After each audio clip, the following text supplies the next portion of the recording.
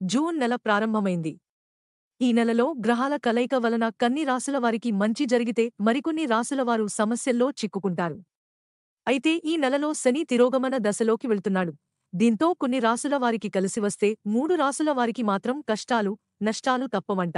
కాగా ఆ రాసులు ఏవో ఇప్పుడు తెలుసుకుందాం. మేషరాశి. శని తిరోగమనం వలన మేష రాశి వారికి నష్టాలు తప్పవు. వీరికి ప్రతికూల ప్రభావాలు ఎదురు అవుతాయి. ఏ పని చేపట్టినా మధ్యలోనే ఆగిపోవడం, నిత్యం ఇబ్బందుల్లో పడటం, అనారోగ్య సమస్యలు దరిచేరడం లాంటి ఇబ్బందులు వస్తాయంట. వృశ్చిక రాశి.